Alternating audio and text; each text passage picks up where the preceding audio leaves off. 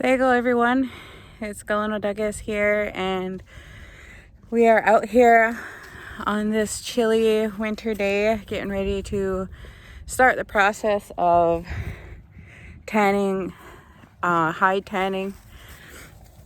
Sorry I'm out of breath. I had to carry everything to my workstation. I use this just to put the hide on. I have gloves just because it's cold out, and make sure if you are going to be trying to tan a hide, you are wearing clothes that you don't mind smelling like a deer for the rest of your life. This is the tool I use for the first part. The first part, what I did was when I first got the hide, I am soaking it right now. I'll show you, it's right here. It's in a 5-gallon bucket with a little bit of potassium hydroxide, and what that does is kind of like swell up the hide and makes it a whole lot easier to flesh. Fleshing is when you take out the membranes and you kind of take off the excess meat, the excess muscle that's attached to the hide. So that's the step we are getting ready to do right now, so let's get to it. So just a forewarning too, if anyone has a weak stomach, this video, I'm sorry, is not the greatest video to be watching. I do want everyone to know though, I am doing a small piece of a hide because I'm trying out a new method.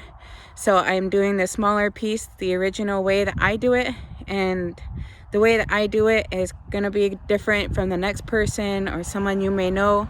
Everybody has their own ways of doing hides. And but yes, this is pretty graphic.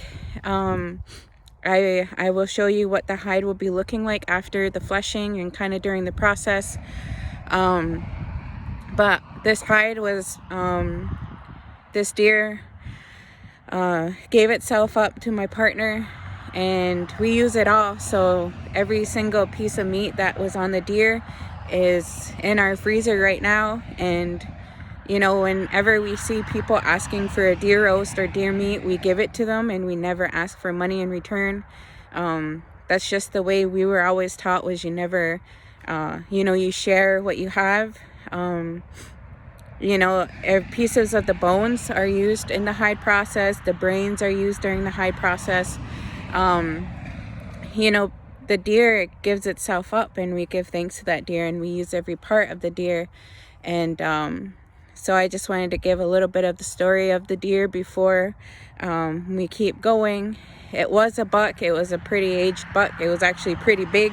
So the piece of hide that I am working on now is actually just a small piece of it.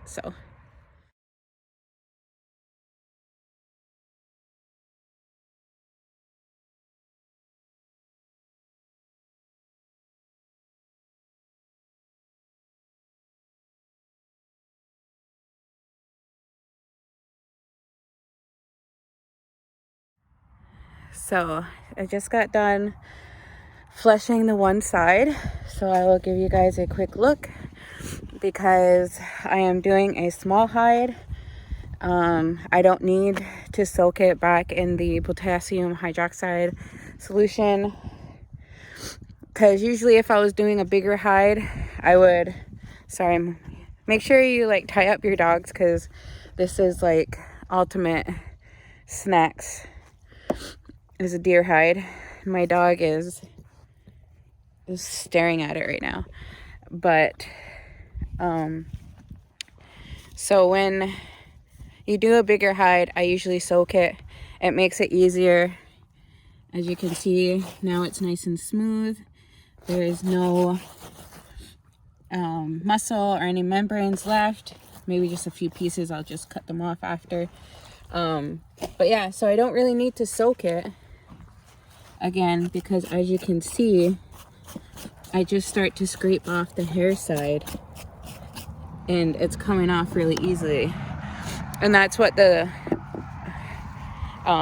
potassium hydroxide does, is it makes it easier for the hair to come out. So yes.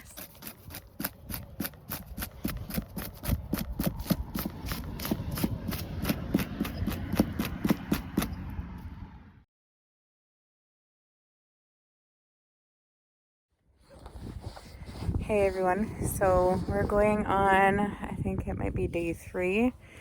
So in the last few minutes I was talking about that I cut part of the hide off to show you guys like a demonstration and take you through all the steps.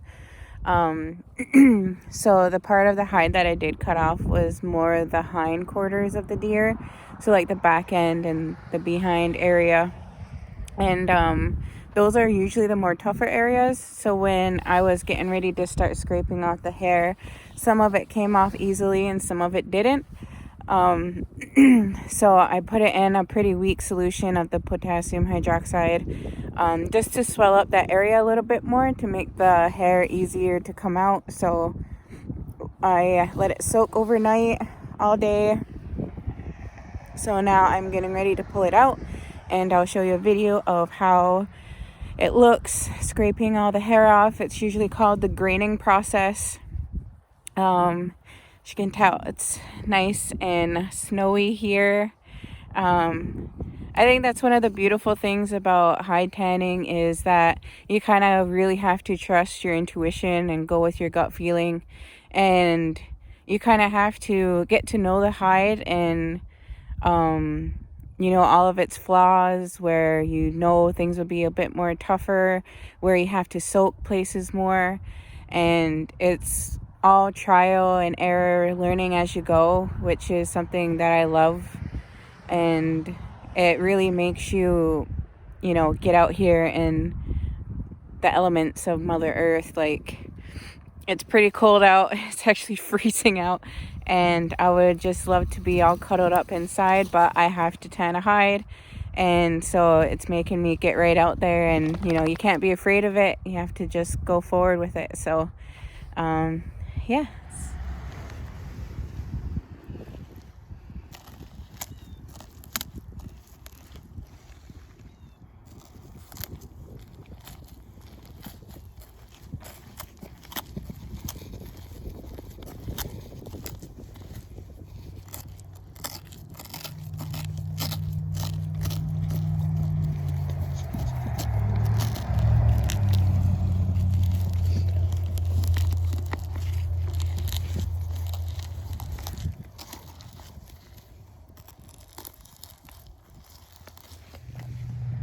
So you can see here, I done the graining process. This little piece is no more hair. So now I am going to get ready and create a weak solution, which is usually just water and vinegar, to neutralize the hide, because it is swollen, because that's what we wanted, right? When we wanted to take rid of all the muscle and the membrane and the hair off, we wanted it swollen, we wanted the pores open. So now we're trying to neutralize it to make it a little bit more intact. So I'm going to fill up my water with hot water because it's wicked cold out, and I really want the vinegar to kind of seep into the skin to try to bring the swelling down. That will usually take probably like a whole day or a whole night or a whole day and night. So I'll check on it tomorrow morning and we'll get started on the next process.